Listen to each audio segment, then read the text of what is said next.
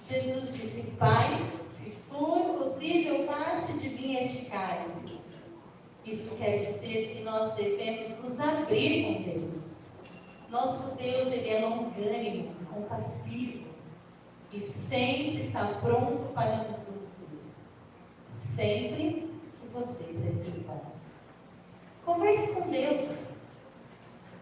Sabe por quê? Porque Ele te conhece melhor do que você mesmo. O nosso erro muitas vezes é nos esquecermos que temos um Deus onipotente, onisciente e onipresente. Em Salmos 139:16 diz assim: os teus olhos viram o meu corpo ainda informe, e no teu livro todas essas coisas foram escritas, as quais em continuação foram formadas, quando nem eu ainda uma delas havia. Deus conhece você muito bem. Você não pega Ele de surpresa. Ele sabe que não somos perfeitos. Você pode se perguntar, mas por que preciso contar para Deus se Ele já sabe de tudo o que acontece? Porque Deus quer se relacionar com a gente. O que Ele fazia lá no Jardim do Éden, vocês lembram? Chegava o final da tarde, todo o final da tarde, Ele perguntava para Adão e Eva: como foi o dia?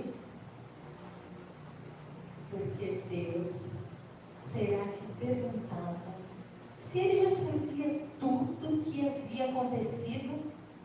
Sabe por quê?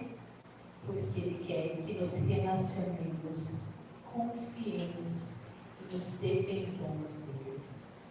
Ele quer ouvir o nosso coração. Deus, Ele é um Deus pessoal. Quando nós conversamos com Deus, nos familiarizamos com Ele.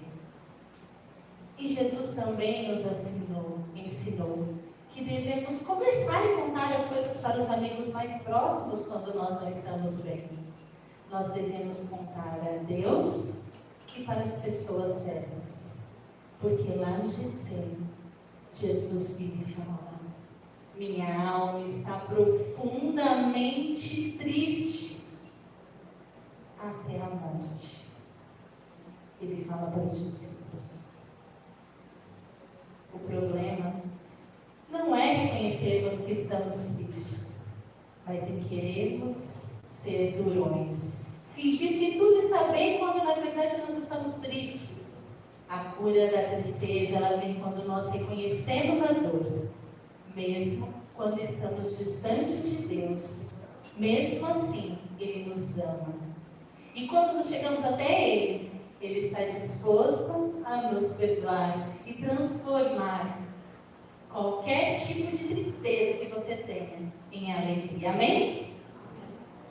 Se existem tipos diferentes de tristeza, então nós podemos dizer que existem tipos diferentes de alegria, certo? Em João 15:11 fala assim: tenho-vos dito isto, para que o meu gozo permaneça em vós e o vosso gozo seja completo. Quando Jesus fala minha alegria e a de vocês, são tipos distintos. Ele está nos dizendo da alegria natural e da alegria espiritual. A falsa e temporária alegria do pecado, que nos afasta de Deus quando não há arrependimento. Tiago 4:9, ele fala assim: converta a alegria em tristeza e o sorriso em pranto. Mas o que ele está dizendo aqui nesse verso? Que enquanto esta alegria estiver no seu coração e não produzir tristeza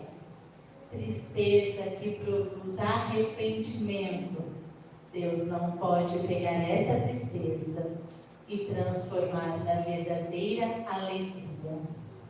Quando nós entendemos essas verdades da alegria espiritual e também natural, você lê em João 15: se a minha alegria preencher a de vocês, E aí sim, ela vai ser completa.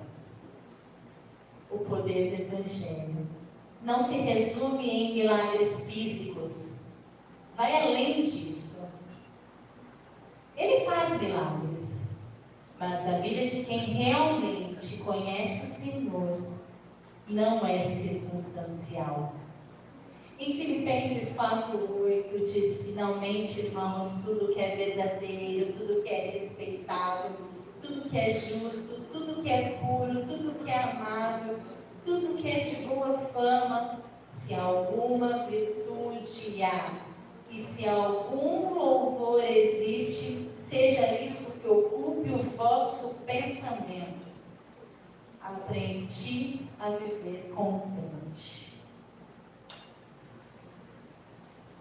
Isso não é automático. Sabe aquela alegria que não é circunstancial? Ela é fruto do conhecimento do Espírito de Deus. Em Filipenses 4:10 diz: alegrei-me sobremaneira no Senhor. Ele diz assim: eu aprendi o segredo aqui. E no verso 13 ele diz assim: tudo posso naquele que me fortalece. A frase tudo posso naquele que me fortalece, né? A gente logo imagina a realização de algo, não é mesmo?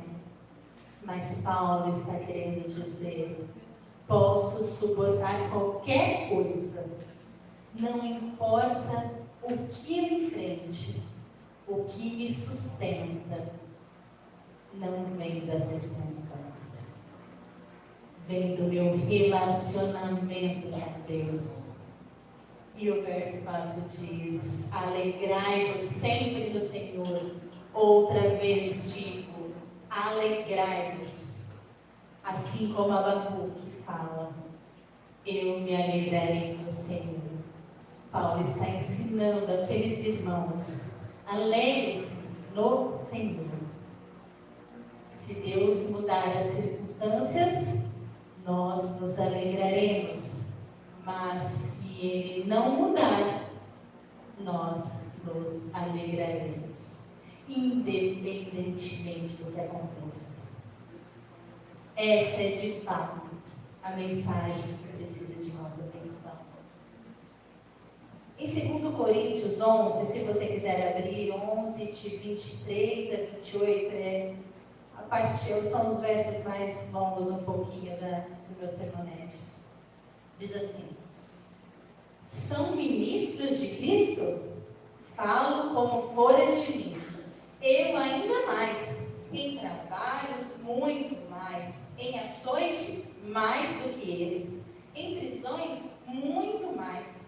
Em perigos de morte, muitas vezes.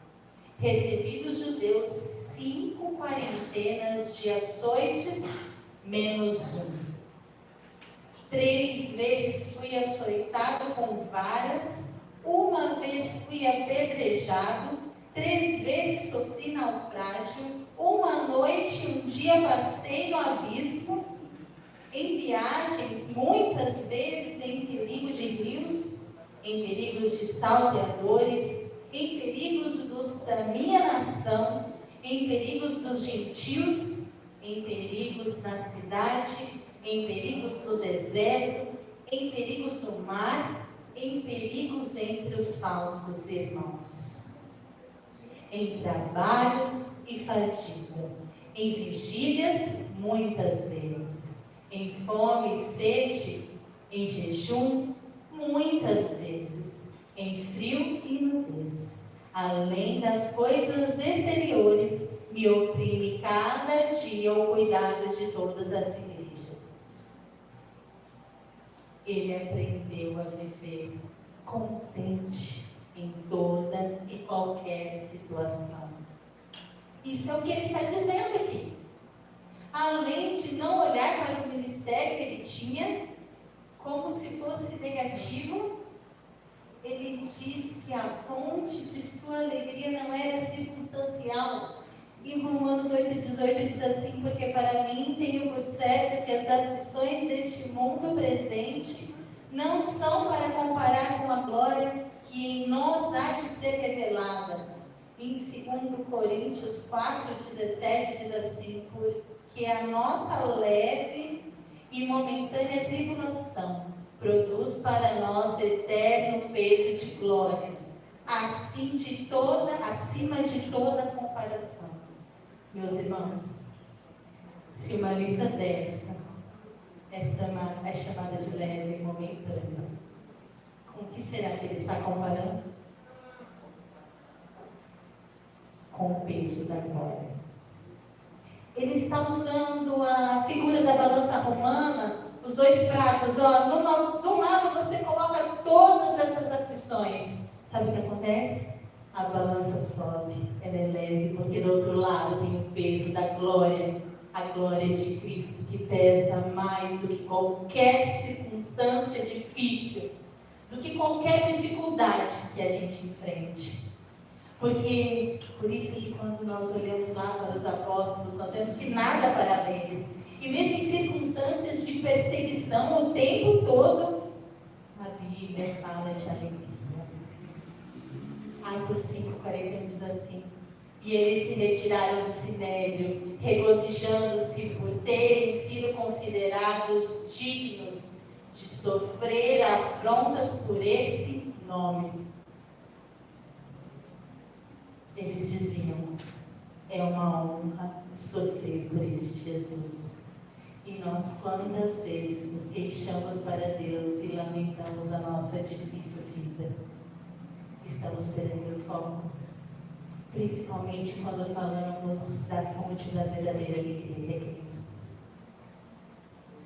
Salmo 16, que é o último verso dessa noite, diz assim, os versos 8 e 9. O Senhor tem sempre a minha presença, estando Ele à minha direita, não serei abalado. Alegre-se, pois, o meu coração e o meu espírito exulta, até o meu corpo repousará seguro. Amém? Davi, aqui nesses versos, não estava dizendo que não passariam por momentos difíceis, mas ele diz: porque eu tenho o Senhor diante de mim, porque Ele está ao meu lado, eu não serei abalado. Então ele diz: por isso, porque Deus está aqui comigo, o meu coração se alegra, o meu espírito exulta. E no verso 11 ele afirma: tu me farás ver o caminho da vida na sua presença, em plenitude de alegria, e na tua destra, delícias perpetuamente. Amém? Que nós possamos viver nessa alegria em Cristo a cada dia.